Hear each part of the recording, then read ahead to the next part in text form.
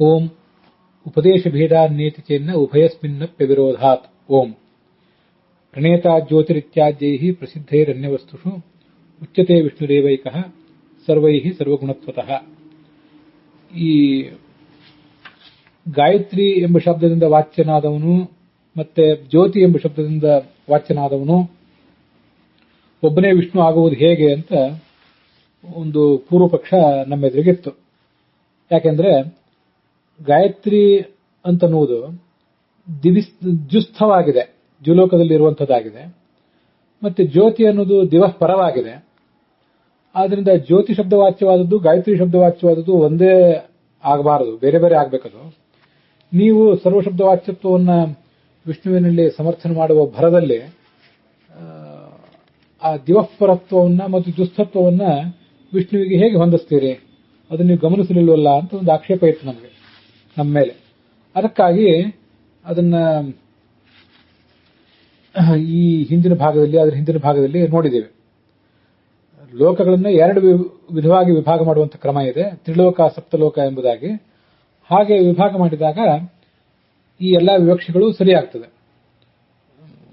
ಅದೇ ಭಗವಂತನ ರೂಪಗಳೇ ದುಸ್ಥವೂ ಹೌದು ದಿವಃ ಪರವೂ ಹೌದು ಅಂತನ್ನೋದನ್ನ ಈ ಹಿಂದೆ ಸಮರ್ಥನೆ ಮಾಡಿದ್ದಾರೆ. ಛಾಂದೋಗ್ಯ ಉಪನಿಷತ್ ಭಾಷ್ಯದಲ್ಲಿ ಲೋಕತ್ರಯ ವಿವಕ್ಷಾಯ ಮೂರು ಲೋಕಗಳನ್ನು ಇಟ್ಕೊಂಡಾಗ ಹೇಗೆ ಅನ್ನೋದನ್ನು ತೋರಿಸ್ಕೊಟ್ಟಿದ್ದಾರೆ. ಮತ್ತೆ ಪೃಥ್ವಿ ಈ ದ್ಯುಲೋಕ ಅಂದರೆ ಅದೊಂದು ಅನೇಕ ಅರ್ಥಗಳನ್ನು ಕೊಡುವಂತಹ ಶಬ್ದ. ದ್ಯು ಅನ್ನೋ ಶಬ್ದ ಮಹಾಮೇರುವು ದ್ಯುಲೋಕವೇ, ಸೂರ್ಯಮಂಡಲವೂ ದ್ಯುಲೋಕವೇ, ಹಾಗೆ ಇಂದ್ರನ ಅರಮನೆಯೂ ದ್ಯುಲೋಕವೇ. ಈ ಮೂರಕ್ಕಿಂತಲೂ ಮೇಲಿರುವಂತಹ ಶ್ವೇತದ್ವೀಪ, ಅನಂತಾಸನ, ವೈಕುಂಠ ಇವು ಕ್ರಮವಾಗಿ ದಿವಃ ಪರವಾಗಿದೆ ಅಂತ ಅನ್ನೋದನ್ನ ಹೊಂದಿಸಿದರು. ಅಷ್ಟನ್ನೆಲ್ಲ ಈ ಹಿಂದೆ ನಾವು ನೋಡಿದ್ದೀವಿ. ಇದರ ಮೇಲೆ ಮತ್ತೊಂದು ಪ್ರಶ್ನೆ ಬರ್ತದೆ, ಅದನ್ನು ತತ್ವಮಂಜರಿಯಲ್ಲಿ ತಗೊಂಡಿದ್ದಾರೆ. ನಾನು ಏವಮಪಿ ಜಾತ್ಮಕೇಭ್ಯಶ್ಚ ಸರ್ವೇಭ್ಯೋ ವೈಕುಂಠಶ್ಚೋಚ್ಚ ಉಚ್ಯತೆ ಇತ್ಯುಕ್ತ ಸ್ವರ್ಗಾದಿ ಸರ್ವದ್ಯೂಪರತ್ವಂ ವೈಕುಂಠಸ್ಥೆ ನೋಕ್ತಂ ಸ್ಯಾತ್ ಇತಿ ಚೇತ್ ತರ್ಹಿ ಸಪ್ತಲೋಕ ವಿವಕ್ಷೆಯ ದ್ಯೂಪರತ್ವಂ ಅಸ್ತು. ಛಾಂದೋಗ್ಯ ಉಪನಿಷತ್ತಿನ ಭಾಷ್ಯದಲ್ಲಿ ಜಾತ್ಮಕೇಭ್ಯಶ್ಚ ಸರ್ವೇಭ್ಯ ವೈಕುಂಠಶ್ಚ ಉಚ್ಯತೆ ಅಂತ ಆ ಭಗವಂತನನ್ನ ವರ್ಣಿಸಿದ್ದಾರೆ. ಈಗ ಜಾತ್ಮಕೇಭ್ಯಶ್ಚ ಸರ್ವೇಭ್ಯ ಅಂತ ಛಾಂದೋಗ್ಯ ಭಾಷ್ಯದ ವಾಕ್ಯವನ್ನ ಉದ್ಧರಿಸಿ ರಾಘವೇಂದ್ರ ಸ್ವಾಮಿಗಳೇನು ಪ್ರಶ್ನೆ ಮಾಡ್ಕೋತಿದ್ದಾರೆ. ಅದರ ಅರ್ಥ ಹೀಗೆ: ಎಲ್ಲಾ ದ್ಯುಲೋಕಗಳಿಗಿಂತಲೂ ಎತ್ತರದಲ್ಲಿರುವಂಥವನು ವೈಕುಂಠಸ್ಥನಾದ ಶ್ರೀಹರಿ ಅಂತ. ಅದಕ್ಕಿಂತ ಮುಂಚೆ ಪೃಥ್ವಿ ಸ್ತರದಲ್ಲಿರುವಂತಹ ಲೋಕಗಳಲ್ಲಿ ಎಲ್ಲದಕ್ಕಿಂತಲೂ ಎತ್ತರವಾದ ಲೋಕ ಅನಂತಾಸನ. ಅಂತರಿಕ್ಷ ಸ್ತರದಲ್ಲಿ, ಅಂತರಿಕ್ಷ ಲೋಕಗಳಿಗಿಂತ ಎತ್ತರದಲ್ಲಿರುವಂಥವನು ಶ್ವೇತದ್ವೀಪಸ್ಥನಾದ ಶ್ರೀಹರಿ. ಎಲ್ಲಾ ದ್ಯುಲೋಕಗಳಿಗಿಂತಲೂ ಎತ್ತರದಲ್ಲಿರುವಂಥವನು ವೈಕುಂಠಸ್ಥನಾದ ಶ್ರೀಹರಿ. ಇಲ್ಲಿಗೆ ರಾಘವೇಂದ್ರ ಸ್ವಾಮಿಗಳು ತಗೊಂಡಿರೋದು ಜಾತ್ಮಕೇಭ್ಯಶ್ಚ ಸರ್ವೇಭ್ಯ ಅಂತ ಮಾತ್ರ. ಪ್ರಾಸಂಗಿಕವಾಗಿ ಪೃಥ್ವಿ ಮತ್ತು ಅಂತರಿಕ್ಷದ್ದು ನಾನು ಹೇಳಿದೆ ಅಷ್ಟೇ. ಅಲ್ಲಿ ಛಾಂದೋಗ್ಯ ಉಪನಿಷತ್ನಲ್ಲಿ ಅವು ಇರುವುದರಿಂದ ಹೀಗೆ ಅಲ್ಲಿ ವರ್ಣನೆ ಮಾಡಿದ್ದಾರೆ. ಆದ್ರಿಂದ ಈ ಸ್ವರ್ಗಾದಿ ದ್ಯುಪರತ್ವಂ, ಸ್ವರ್ಗ ಮೊದಲಾದ ದ್ಯುಲೋಕಗಳೇನಿವೆಯಲ್ಲ, ಆ ಎಲ್ಲಾ ದ್ಯುಲೋಕಗಳಿಗಿಂತ ಈತ ಎತ್ತರದಲ್ಲಿದ್ದಾನೆ. ವೈಕುಂಠಸ್ಥನಾದ ಶ್ರೀಹರಿ ಸ್ವರ್ಗಾದಿ ಸಕಲ ದ್ಯುಲೋಕಗಳಿಗಿಂತಲೂ ಎತ್ತರದಲ್ಲಿದ್ದಾನೆ ಅನ್ನುವ ಅರ್ಥ ನಿಮಗೆ ಸಿಗಲಿಲ್ವಲ್ಲ ಅಂತ ಒಂದು ಜಿಜ್ಞಾಸೆ ಬರಬಹುದು. ಆ ಜಿಜ್ಞಾಸೆಗೆ ಕೊನೆ ಮತ್ತು ಸಮಾಪ್ತಿಯ ಉತ್ತರ ಇಲ್ಲಿ ನಾವು ಹೇಳ್ತಿರೋದು 7 ಲೋಕಗಳನ್ನು ವಿವಕ್ಷೆಯಲ್ಲಿಟ್ಕೊಂಡು ಸಪ್ತಲೋಕ ವಿವಕ್ಷೆಯ ದ್ಯುಪರತ್ವಂ ಅಸ್ತು. ಸಪ್ತಲೋಕ ವಿವಕ್ಷೆಯಿಂದ ಈ ದಿವಃಪರತ್ವವನ್ನ ಹೊಂದಿಸಬೇಕು ಅಂತ ಹೇಳಿದ್ರು. ಸಪ್ತಲೋಕಗಳು ಅಂದ್ರೆ ಭೂಹು ಭುವಃ ಸ್ವಹ ಮಹಃ ಜನಃ ತಪಃ ಸತ್ಯಂ ಅಂತ ಈ ಸಪ್ತಲೋಕಗಳು. ನಾವು 7 ಲೋಕಗಳನ್ನು 3 ಲೋಕಗಳನ್ನು ಇಟ್ಕೊಂಡಾಗ ಈ ಹಿಂದಿನಂತೆ ದಿವಃಪರತ್ವವನ್ನ ಹೊಂದಿಸಲಿಕ್ಕೆ ಬಂದಿರಲಿಲ್ಲ. ಯಾಕೆಂದ್ರೆ ಭೂಹು ಭುವಃ ಸ್ವಹ, ಅದರಲ್ಲಿ ನಡುವಿನ ಭುವಃ ಅಂತ ಏನಿದೆ, ಭುವಃ ಅಂದ್ರೆ ಅಂತರಿಕ್ಷ ಲೋಕ, ಆ ಅಂತರಿಕ್ಷ ಲೋಕದ ಮೇಲಿನ ಲೋಕ ಎಲ್ಲವೂ ಕೂಡ ಸ್ವರ್ಲೋಕವೇ ಆಗಿಬಿಟ್ಟಿತ್ತು. ಮೂರೇ ಲೋಕಗಳನ್ನು ಇಟ್ಕೊಂಡಾಗ. ಭುವಃ ಅಂದ್ರೆ ಅಂತರಿಕ್ಷ, ಆ ಅಂತರಿಕ್ಷದ ಮೇಲಿರುವಂತಹ ಲೋಕ ಸ್ವಹ ಅನ್ನೋ ಲೋಕ. ಅದೇ ಸ್ವಹ ಅಂದ್ರೂ ದ್ಯುಲೋಕ ಅಂದ್ರೂ ಒಂದೇ. ಹೀಗೆ ಮೂರು ಲೋಕಗಳನ್ನ ಇಟ್ಕೊಂಡಾಗ ಇರುವುದೇ ಮೂರು ಲೋಕ ಆದ್ರಿಂದ ಅಂತರಿಕ್ಷ ಲೋಕದ ಮೇಲಿನ ಲೋಕ ಎಲ್ಲವೂ ಕೂಡ ಸ್ವರ್ಲೋಕವೇ. ಆದ್ರಿಂದ ಆ ವೈಕುಂಠ ಅನ್ನೋದು ಕೂಡ ಆ ಸ್ವರ್ಲೋಕದಲ್ಲೇ ಅರ್ಥಾತ್ ದ್ಯುಲೋಕದಲ್ಲೇ ಇದ್ದಂತಾಗ್ತದೆ. ಹೀಗೆ ದ್ಯುಸ್ಥ ಆಯಿತು, ದಿವಃ ಪರ ಆಗಲಿಲ್ಲ. ಅದಕ್ಕಾಗಿ ಸಪ್ತಲೋಕಗಳನ್ನ ವಿವಕ್ಷಿಸಿದ್ದಾರೆ. ಸಪ್ತಲೋಕಗಳನ್ನು ವಿವಕ್ಷಿಸಿದಾಗ ಈ ದಿವಹ ದ್ಯುಲೋಕ ಅಥವಾ ಸ್ವರ್ಲೋಕ ಏನಿದೆಯಲ್ಲ ಅದು ಎಲ್ಲವೂ ಸ್ವರ್ಲೋಕ ಅಲ್ಲ. ಆವಾಗ ಸ್ವರ್ಲೋಕ ಅಂತ ಎಲ್ಲಿಯವರೆಗೆ? ಇಂದ್ರನ ಸದನದವರೆಗೆ ಮಾತ್ರ ಸ್ವರ್ಲೋಕ. ಭುವಃ ಸ್ವಹ ಮತ್ತೆ ಭೂಹು ಭುವಃ ಸ್ವಹ ಇಷ್ಟು ಮೂರು ಲೋಕಗಳಿವೆ. ಆ ಸ್ವಹ ಅನ್ನುವ ಲೋಕ ಏನಿದೆಯಲ್ಲ ಆ ಸ್ವರ್ಗಲೋಕ ಅಥವಾ ದ್ಯುಲೋಕ, ಅಲ್ಲಿ ಇಂದ್ರ ಸದನ ಇದೆ. ಆ ಇಂದ್ರ ಸದನದವರೆಗೆ ಮಾತ್ರ ದ್ಯುಲೋಕ. ಯಾಕಂದ್ರೆ ಇಂದ್ರ ಸದನಕ್ಕೆ ಆ ದ್ಯುಲೋಕ ಅನ್ನುವ ಹೆಸರನ್ನು ಕೊಟ್ಟಿದ್ದಾರೆ.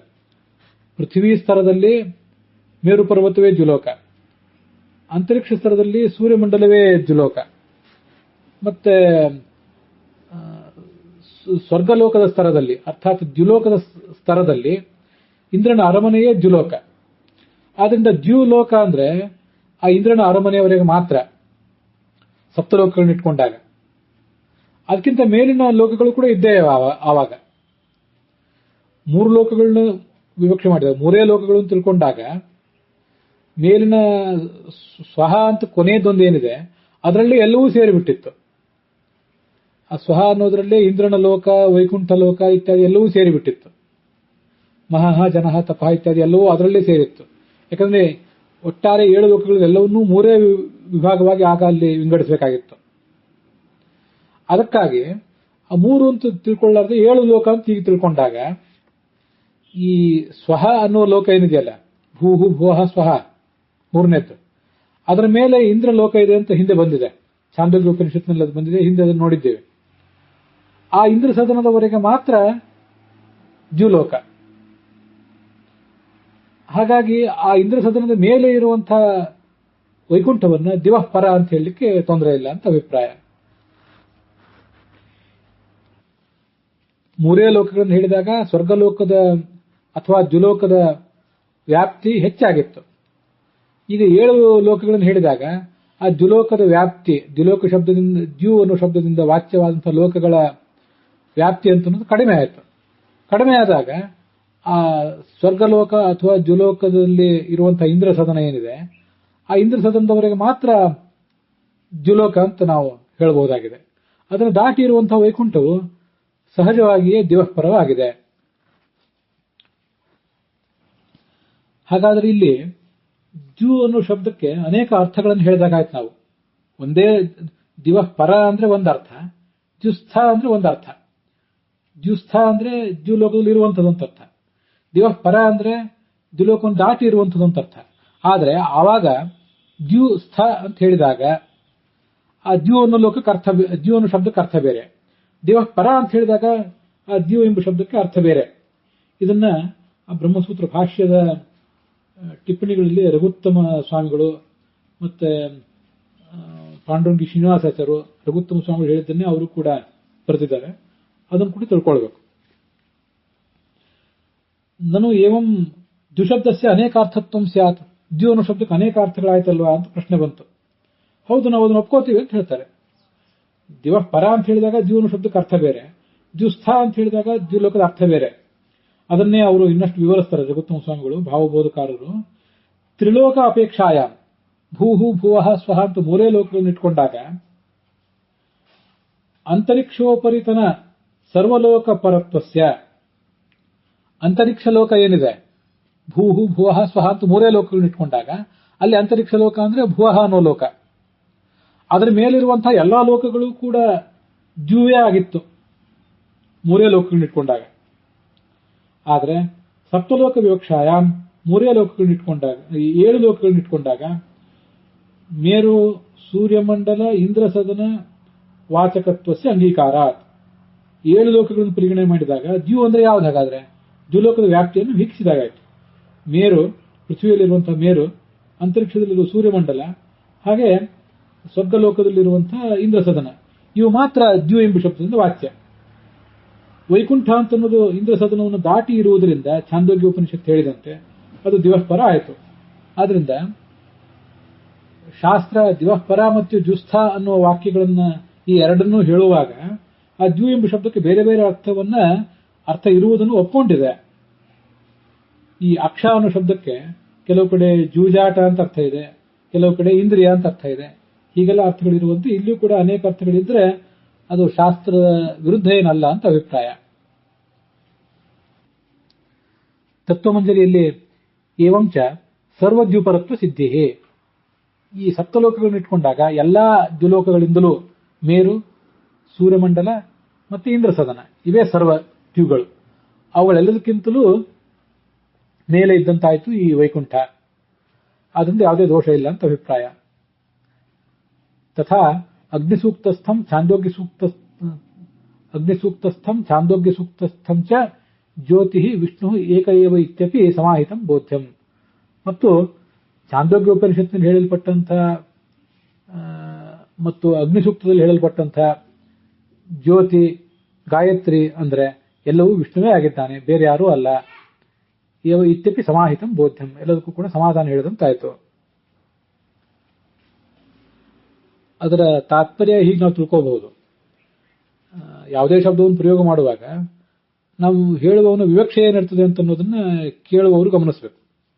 ವ್ಯಕ್ತಿಯೊಬ್ಬ ಮನೆಯ ಮುಂದಿನ ಜಗಲಿ ಮೇಲೆ ಕೂತ್ಕೊಂಡಿದ್ದಾಗ ಅವನು ಎಲ್ಲಿ ಕೂತಿದ್ದಾನೆ ಅಂತ ಯಾರು ಕೇಳಿದ್ರೆ, ಎಲ್ಲೋ ಹೊರಗಿದ್ದವರು, ಬೇರೆ ಊರಿನವರು ಯಾರೋ ಒಬ್ರು ಕೇಳಿದ್ರೆ ಅವ್ರು ಮನೆಯಲ್ಲಿದ್ದಾರೆ ಅಂತ ಹೇಳ್ತಾರೆ.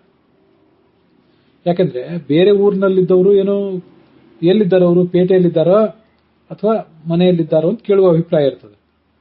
ಇವನು ಮನೆಯ ಜಗಲಿ ಮೇಲೆ ಕೂತಿದ್ರು, ಮನೆ ಒಳಗೆ ಕೋಣೆ ಮೇಲೆ ಕೂತಿದ್ರು, ಆ ದೂರದ ಊರಿನಲ್ಲಿರುವವನಿಗೆ ಅವನು ಮನೆಯಲ್ಲಿದ್ದಾನೆ ಅಂತ ಹೇಳಿದ್ರೆ ಆಯ್ತು, ಹಾಗಾದ್ರೆ ಮನೆಗೆ ಬಂದು ಭೇಟಿ ಆಗ್ತೀವಿ ಅಂತಾರೆ ಅವರು. ಇನ್ನ ಅವರು ಮನೆ ಕೋಣೆಯೊಳಗಿದ್ದಾರೋ ಹೊರಗಿದ್ದಾರೋ ಅಂತ ಕೆಲವೊಬ್ಬರೇ ಪ್ರಶ್ನೆ ಬರಬಹುದು. ಹೊರಗಿದ್ದಾನೆ ಅಂತ ಉತ್ತರ ಕೊಡಬಹುದು. ಯಾವಾಗ ಕೊಡಬೇಕು ಉತ್ತರ ಅಂದ್ರೆ, ಮನೆಯಲ್ಲಿದ್ದವರೇ ಯಾರು ಕೇಳ್ತಾರೆ, ಎಲ್ಲಿದ್ದಾರೆ ಯಜಮಾನರು ಅಂತ ಯಾರು ಕೇಳಿದಾಗ ಆ ಕೋಣೆಯಲ್ಲೆಲ್ಲ ಹುಡುಕ್ತಾ ಇರ್ತಾರೆ ಅವರು. ಕೋಣೆಯಲ್ಲಿ ಹುಡುಕಿದಾಗ ಕೋಣೆಯಲ್ಲಿ ಕಾಣ್ತಾ ಇಲ್ವಲ್ಲ, ಎಲ್ಲಿದ್ದಾರೆ ಅಂದ್ರೆ ಮನೆ ಹೊರಗಿದ್ದಾರೆ ಯಜಮಾನರು, ಜಗಲಿ ಮೇಲೆ ಕೂತಿದ್ದಾರೆ. ಆದ್ರಿಂದ ಆ ಉತ್ತರ ಕೊಡುವವರು ಮನೆ ಜಗಲಿ ಮೇಲೆ ಕೂತಿದ್ದಾನೆ ಅಂದ್ರೂ ಅದು ಮನೆಯಲ್ಲಿ ಕೂತಿದ್ದಾನೆ ಅಂತಾನೆ ಅರ್ಥ. ಮನೆ ಹೊರಗಿದ್ದಾನೆ ಅಂತನೂ ಅರ್ಥ ಅದಕ್ಕೆ. ಆ ಥರದ ವಾಕ್ಯಗಳನ್ನು ಪ್ರಯೋಗ ಮಾಡುವಾಗ ಮನೆಯಲ್ಲಿದ್ದಾನೆ ಅಂತ ಪ್ರಯೋಗ ಮಾಡುವುದಕ್ಕೂ ಮನೆಯ ಹೊರಗಿದ್ದಾನೆ ಅಂತ ಪ್ರಯೋಗ ಮಾಡುವುದಕ್ಕೂ ಶಬ್ದಗಳ ದೃಷ್ಟಿಯಿಂದ ವ್ಯತ್ಯಾಸ ಇರಬಹುದು. ಆದರೆ ಯಾವ ಅರ್ಥದಲ್ಲಿ ಅವರು ಪ್ರಯೋಗ ಮಾಡಿರ್ತಾರೆ, ಯಾರನ್ನು ಕುರಿತು ಪ್ರಯೋಗ ಮಾಡಿರ್ತಾರೆ ಅನ್ನುವುದೆಲ್ಲ ಮುಖ್ಯ ಆಗ್ತದೆ. ಆದ್ರಿಂದ ಜಗಲಿಯೂ ಕೂಡ ಮನೆಯೇ ತೀರಾ ಹೊರಗಿದ್ದವರಿಗೆ, ದೂರದಲ್ಲಿದ್ದವರಿಗೆ. ಆದ್ರಿಂದ ಜಗಲಿಯಲ್ಲಿ ಕೂತರು ಮನೆಯಲ್ಲಿ ಕೂತರು ಅವನು ಮನೆಯಲ್ಲಿದ್ದಂತೇನೆ. ಒಳಗಿದ್ದವರನ್ನ ನಾವು ಪರಿಗಣಿಸಿದಾಗ ಆ ಜಗಲಿ ಹೊರಗಿಂದ ಆಗ್ತದೆ, ಮತ್ತೆ ಮನೆ ಅನ್ನೋದು ಒಳಗಿಂದ ಆಗ್ತದೆ. ಅದರಲ್ಲಿ ದೇವರ ಕೋಣೆ, ಊಟದ ಕೋಣೆ, ಕೂತ್ಕೊಳ್ಳುವ ಕೋಣೆ ಇವೆಲ್ಲವೂ ಬೇರೆ ಬೇರೆ ಆಗ್ತವೆ. ಬಾಗಿಲಿನ ಒಳಭಾಗ ಅಷ್ಟೇ ಮನೆ ಅಂತ ಪರಿಗಣನೆ ಮಾಡಿದಾಗ ಅವನು ಮನೆ ಹೊರಗಿದ್ದಾನೆ ಅಂತ ಉತ್ತರ ಹೇಳಬೇಕಾಗ್ತದೆ. ಅದರಂತೆ ಇಲ್ಲಿಯೂ ಕೂಡ ಮಹರ್ಲೋಕ, ಜನಲೋಕ, ತಪೋಲೋಕ, ಸತ್ಯಲೋಕ ಮೊದಲಾದ್ದೆಲ್ಲವನ್ನೂ ಒಳಗೊಂಡಂತೆ ದೀರ್ಘವಾಗಿ ನಾವು ಪರಿಗಣನೆ ಮಾಡಿದಾಗ ಒಟ್ಟಾರೆ ಇರುವುದಂತೂ 7 ಲೋಕ ಇದ್ದೇ ಇದೆ. ಆದರೆ ಈ ಲೋಕಗಳನ್ನು ಹೇಳುವಾಗ ಭೂಹು ಭುವಃ ಸ್ವಹ ಅಂತ 3 ಹೇಳುವುದು. ಹಾಗಾದ್ರೆ ಸತ್ಯಲೋಕ ಇತ್ಯಾದಿಗಳು ಎಲ್ಲಿವೆ? ತಪೋಲೋಕ, ಜನಲೋಕ, ಮಹರ್ಲೋಕ ಎಲ್ಲಿವೆ ಅಂದ್ರೆ ಅವೆಲ್ಲ ಸ್ವಹ ಅನ್ನೋದ್ರಲ್ಲೇ ಸೇರಿವೆ ಅಂತ. ಹೀಗೆ 3 ಲೋಕಗಳನ್ನು ಹೆಸರು ಹೇಳುವಾಗ 3 ಲೋಕ ಅಂತ ಹೇಳೋದು, ವಸ್ತುತಃ ಇರುವುದು 7 ಇವೆ. ಹೀಗೆ ಅಂತರಿಕ್ಷ ಲೋಕವನ್ನು ದಾಟಿ ಎಲ್ಲವೂ ಕೂಡ ಸ್ವಹ ಅನ್ನೋ ಶಬ್ದದಿಂದ ಅಥವಾ ದ್ಯು ಎಂಬ ಶಬ್ದದಿಂದಲೇ ವಾಕ್ಯ ಅಂತ ಆದಾಗ ಆಗ ಅದಕ್ಕೆ ದ್ಯುಸ್ಥ ಅಂತ ಹೇಳ್ದಂಗೆ ಆಯ್ತು. ತಾಮತ್ರಯಗಳು ಅಂದ್ರೆ ಅನಂತಾಸನ, ಶ್ವೇತದ್ವೀಪ ಮತ್ತು ವೈಕುಂಠಗಳು ದ್ಯುಸ್ಥವೇ ಆಗಿವೆ, ದ್ಯುಲೋಕದಲ್ಲೇ ಇವೆ. ದ್ಯುಲೋಕದ ವ್ಯಾಪ್ತಿಯನ್ನು ನಾವು ಕಡಿಮೆಗೊಳಿಸಿದಾಗ, ಅದರ ವಿಸ್ತಾರ, ದ್ಯುಲೋಕ ಶಬ್ದದಿಂದ ವಾಚ್ಯವಾದದ್ದು ಯಾವ್ದಾವುದು ಅನ್ನೋದನ್ನ ನಾವು ಕಡಿಮೆಗೊಳಿಸಿದಾಗ ಆಗ ದ್ಯು ಅಂದ್ರೆ ಈ ಮೇರು, ಸೂರ್ಯಮಂಡಲ ಮತ್ತೆ ಇಂದ್ರಸದನ ಮಾತ್ರ. ಇವು ಮೂರೇ ದ್ಯು ಆದ್ರಿಂದ ಇವುಗಳನ್ನು ದಾಟಿ ಇರುವಂತಹ ವೈಕುಂಠವು ಸಹಜವಾಗಿ ದಿವಪರವಾಗಿದೆ ಅಂತ ಸಮಾಧಾನ ಹೇಳಿದಂತಾಯ್ತು.